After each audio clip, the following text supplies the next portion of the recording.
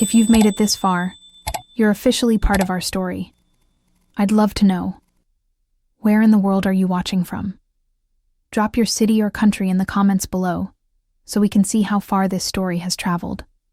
Your voice matters here, and every comment helps us grow. And if you haven't yet, make sure to subscribe and turn on notifications so you don't miss tomorrow's episode. It's one you won't want to miss. A twist is coming that changes everything. Let's keep this journey going, together. She thought her dad died 20 years ago, until a mysterious note revealed the truth. Grace Bennett never thought answering her phone would change the course of her life. At just 26, she was working double shifts at a luxury rooftop restaurant in downtown Los Angeles, trying to keep up with rent and cover her mother's rising medical bills. The evening had started like any other: white tablecloths, sparkling, glasses, and a crowd of high-paying customers who barely glanced at the servers who waited on them. She moved between tables with practiced grace, balancing trays and memorizing complex orders with a kind of quiet precision. For most guests, Grace was invisible, just another uniform blending into the background. That's how she preferred it, honestly. The less attention, the fewer questions. But that night, everything shifted. She was delivering a vintage bottle of wine to table 3, a corner spot reserved for the wealthiest VIPs, when her phone buzzed 3 times in her apron pocket. That specific pattern meant an international call. Her stomach twisted. It could only be one person. Emily, her language partner in Beijing. They'd scheduled a Mandarin practice session days ago, but Grace had forgotten. She hesitated, but curiosity won. "Excuse me," she said softly to the table, giving a polite smile before stepping into the hallway. With the kitchen doors swinging behind her and the clinking of dishes fading away, she answered the call. "Wei? Jega shihu butai fangbian," she said gently. "This isn't a good time." The voice on the other end spoke in rapid Mandarin, something about missed deadlines and contract negotiations. Grace blinked, confused. This wasn't Emily. It was a businessman, serious, insistent, panicked. He kept mentioning tech specs, licensing rights, deadlines, and names she didn't recognize. She quickly interrupted in fluent Mandarin. "I think you have the wrong number. I'm not part of any semiconductor deal." After a pause, the line went dead. Grace shook her head, pocketed her phone, and stepped back into the dining area. But everything was different. One of the guests from table 3, Brandon Hayes, the billionaire CEO of Hayes Tech, had followed her gaze and overheard enough to realize her skill. She didn't know it yet, but that brief phone call had just opened a door that had been locked her entire life. Minutes later, after dessert was served and checks were signed, Brandon handed her his business card. Hayes Tech headquarters, 9 a.m. tomorrow. "Be there," he said without looking back. Grace stood frozen, holding the card in disbelief. A chance to work for one of the most powerful companies in the country? It felt unreal. She glanced at the sparkling skyline beyond the glass windows. For years she had waited tables beneath that glow, watching the city move on without her. But not tonight. Something had shifted. Everything was about to change. And all because she answered one phone call in the wrong language, at the right moment. Next morning, Grace stood in front of the gleaming glass doors of Hayes Tech Tower, gripping the business card like it was a winning lottery ticket. She hadn't slept a wink, not after replaying Brandon Hayes' words over and over in her head. "Be there at 9 a.m. That was all he said. But something about the way he said it, the certainty in his voice, made it impossible to ignore. Inside, everything felt sharp. Polished marble floors, hushed voices, the distant hum of productivity. It was a world far removed from the clatter of dinner plates and whispered restaurant orders. A receptionist scanned her ID and motioned her toward a waiting elevator. The doors closed with a soft hiss, lifting her 40 stories above the world. She knew. When she arrived, Brandon wasn't there. Instead, she was greeted by Charles Graham, the company's stone-faced chief operations officer. He gave her a thin smile and handed her a stack of NDAs and onboarding forms without a word. "You'll be working under a provisional clearance as a Mandarin language consultant for the Lianhua project," he said, eyes unreadable. Grace didn't understand half of what that meant, but she signed anyway. Over the next few days, she was given access to digital documents, research folders, and translation files for an upcoming merger between Hayes Tech and a Chinese semiconductor firm. Her role was clear: help translate technical materials, ensure nothing was lost in translation. It was supposed to be simple, but then she found her mother's name. It started with a file labeled Q4 Forensic Review, 2004. Out of curiosity, or maybe instinct, Grace clicked. Inside were outdated accounting spreadsheets, flagged transactions, and buried beneath a list of terminated employees: Susan Bennett, senior financial analyst. Grace stared at the name, her heart skipping a beat. Her mom had told her she once worked in finance, but never where. Never why she left. Never why they moved across the country when Grace was only 6. Digging deeper, Grace uncovered internal memos and audit reports that painted a much darker story. The numbers showed a $37 million embezzlement scheme traced back to her mother's department. According to these records, Susan had orchestrated it. She'd fled just before the scandal exploded. But that didn't make sense. Her mom worked too: jobs, clipped coupons, lived modestly. There were no hidden accounts, no secret stashes. And if she had millions, why was she in and out of hospitals her entire life, struggling to afford treatment? Grace's fingers trembled as she scrolled through more documents: confidential emails, redacted reports, offshore account data, all pointing to a cover-up. Someone had planted this. Someone with the power to bury the truth and silence a loyal employee. And now that Grace was inside, someone had just given her the key to unearth it. This wasn't just a job anymore. It was personal. What started as a lucky phone call had just become a mission to clear her mother's name and expose whatever Hayes Tech was hiding, even if it meant tearing down everything Brandon Hayes had built. Grace knew she was getting too close to something. The deeper she went into the archived files at Hayes Tech, the more inconsistencies she uncovered. Timelines that didn't match, emails that seemed too convenient, and redacted memos referencing offshore accounts tied to names she'd never heard before. But one name kept showing up in footnotes and internal communications tied to her mother's final months at the company: Michael Liu, a Chinese financial investigator contracted to run a private audit just before the scandal erupted. She paused the moment she saw his name in a file marked Confidential Foreign Oversight. It wasn't just that the name felt familiar. It was deeper, an instinct she couldn't explain. That night, unable to sleep, Grace pulled out the photograph she had of her father. Her mother told her he died in a car accident when she was 5. The picture was worn, creased at the corners, and faded from years in her wallet.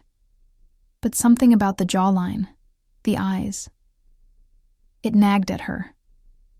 She opened her laptop, compared the image to a low-resolution ID badge photo she'd found buried in an encrypted folder under the name M. Liu. Her breath caught in her throat. They were the same man. Her father wasn't dead. Somehow he was alive, and working behind the scenes at Hayes Tech during the very scandal that destroyed her mother's life. The next morning, Brandon Hayes summoned her to a secure briefing room. "We're flying to Beijing," he said, handing her a sleek black passport and a direct flight itinerary. "You'll be assisting in negotiations with the executive board of Lianhua Systems. Pack for a week." She couldn't say no, not without raising suspicion. So she went. Beijing was a whirlwind of formal dinners, corporate boardrooms, and silent stares. Grace worked long hours translating complex legal documents and listening in on tense conversations. But her mind was elsewhere. haunted by the face in that photo. It wasn't until the third day, in a marble conference room 53 stories above the city, that she saw him. The man introduced to the group as Mr. Liu, a shadowy, soft-spoken executive advisor from Lianhua, entered the room and sat quietly across the table. Her heart stopped. Same posture, same calm voice, same eyes. He didn't seem to recognize her, or maybe he was pretending not to. But when their eyes met, the air shifted. Something passed between them, unspoken but undeniable. Later that night, she received a handwritten note under her hotel room door. No name, no signature. East. Pavilion, Temple of Heaven, midnight. Come alone. She stared at the message, hands trembling. If it was him, if it really was her father, then the story her mother told her was a lie. Or maybe it was a shield. A way to protect her from a past so dangerous it had to be buried. Grace had chased the truth this far. Now, she was about to come face to face with the man who disappeared 2 decades ago, and nothing would ever be the same again. Grace stood under the moonlit eaves of the Temple of Heaven's East Pavilion, heart pounding like war drums. The city was quiet at this hour, but her mind wasn't. The note burned in her hand. She'd told no one, not Brandon, not the Hayes Tech team, not even her translator liaison. She came alone, like the note said. She had to know the truth. When? The man stepped from the shadows. Her breath caught. It was him. No suit, no boardroom mask. Just a weathered face and tired eyes. Michael Liu, her father. Alive. Real. You came, he said softly, his American accent still intact beneath Mandarin undertones. Grace. She couldn't speak. She didn't trust her voice. 20 years of silence. 20 years of believing he was dead. Now he stood in front of her like a ghost refusing to stay buried. Why? She finally managed. Why did you leave us? Why fake your death? His expression was filled with regret. Because I found something I wasn't supposed to find. Your mother. She uncovered irregularities. She came to me, trusted me. We were working together to expose it. But before we could act, threats came. Photos of you as a little girl. Through the apartment window. Messages left in my car. I knew what it meant. Grace's legs gave out, and she sat on the stone bench. So you ran. I disappeared, he corrected. I didn't want to risk your lives. I was never supposed to resurface. But then I saw your name, listed as Brandon Hayes' Mandarin consultant. I had to reach out. The merger Hayes Tech is making with Lianhua. It's not just business. It's a laundering operation. The same system your mother was framed to protect. Her throat tightened. Brandon doesn't know. Maybe. Maybe not. But Charles Graham does. He was your mother's boss. He's the one who buried the evidence. And now, he's feeding those same pipelines through the New Deal. They're planning to use the merger to wash billions through joint ventures. That night, Grace didn't sleep. She returned to the hotel, her body numb, her mind racing. She wanted to trust Brandon. He had been kind, respectful, even protective. But now she questioned everything. Was he complicit, or just a figurehead? And then came the second blow. A message from Dr. Martin Rhodes, the physician overseeing her, mother's cardiac care. Grace, we need to speak immediately. If I don't receive a full progress report on the Lianhua negotiations by tomorrow, I cannot guarantee continuation of your mother's treatment plan. It was blackmail. Thinly veiled. Direct. He knew about her father. He knew she was digging. And now he was threatening her mother to keep her in line. She had no allies. No one she could trust without suspicion. Brandon might be involved. Charles definitely was. Her father had risked everything to come out of hiding, but he carried ghosts and secrets of his own. And now Rhodes had drawn a new line in the sand. Grace had 24 hours. Tell the truth and risk her mother's life, or stay silent and watch the empire that ruined her family grow stronger. The clock was ticking, and someone, maybe everyone, was watching. Thus, sun hadn't yet risen over New York when Grace stepped off the private jet, the wind biting through her coat like the weight of everything she now carried. Her mother's life, her father's reappearance, a multi-billion-dollar fraud. All of it was crashing toward a moment that could no longer be avoided. Next to her, Michael Liu, her father, was silent, jaw tight, watching the skyline through the airport terminal's glass wall. On her other side, Brandon Hayes adjusted his coat, scrolling through files on a secured tablet. He hadn't said much since Beijing, not after learning what Charles Graham and Dr. Rhodes had been doing behind his back. Now, the truth sat in digital folders, hard drives, and backup copies distributed across 3 cities. That morning, Charles Graham was arrested at his Connecticut estate. By noon, federal agents were seen walking out of Hayes Tech's Midtown Tower, boxes of files in hand. And by sunset, the world would know everything. The press conference was scheduled for 7 p.m. at the Grand, a historic hall transformed into a war room of cameras, microphones, and restless reporters. Grace stood backstage, watching the crowd swell beyond the velvet ropes, her mother's voice echoing in her mind. Never run from the truth, even when it hurts.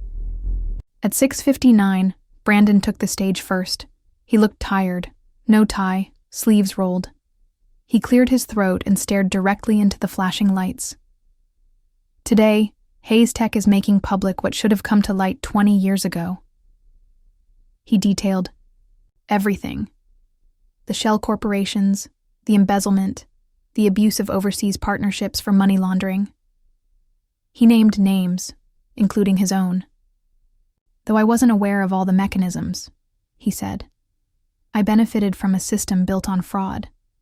I refused to let that continue. Then he invited Grace forward. She walked slowly, her heels echoing against the polished floor, her pulse thudding in her ears. She took her place at the podium, clutching a single photo, her mother, smiling at a desk filled with spreadsheets and coffee mugs. My mother, Susan Bennett, was framed to protect this machine. Her name was dragged through the mud so others could rise higher. But tonight, that ends. The evidence was shared with the public in real time. Documents, voice memos, financial trails connecting Charles, Dr. Rhodes, and even Brandon's late father to the international crimes that stole her family's life. As flashbulbs exploded, Grace felt something release in her chest. Not fear, not vengeance, but freedom. Later that night, she returned to her apartment, exhausted and hollow. Her phone buzzed. A message from the hospital. Your mother is stable. The new medical team has resumed care. Treatment will continue. Grace sank to the floor in tears. 1 year later, she stood at the ribbon cutting of the Susan Bennett Foundation, funding both cardiac research and scholarships for young women in finance. Beside her stood Brandon, no longer a CEO hiding from his company's past, but a man willing to rebuild it on truth. In her hand, she held an ultrasound photo, their child. A new life, unburdened by lies. If this story moved you the way it moved us, we'd love to hear your thoughts. What part hit you the hardest? Was it the moment Grace discovered her father was alive? Or the truth about her mother being framed after all those years? Stories like these remind us how deep betrayal can run, and how powerful it is when someone chooses truth over comfort. Tell us in the comments. If you were Grace, would you have exposed everything? Even if it meant risking your mother's life, your job, and the person you were falling for? Or would you have stayed quiet to protect those you love? Also, where are you watching from? We're building a global Storytelling family here, and we want to know where our viewers are tuning in from. Drop your city or country below. We might even give you a shout out in the next video. And don't forget to subscribe and turn on the notification bell so you don't miss tomorrow's episode. The next chapter will take an unexpected turn. And trust us, you don't want to miss what happens when the truth finally hits the headlines. Let's talk. We're listening.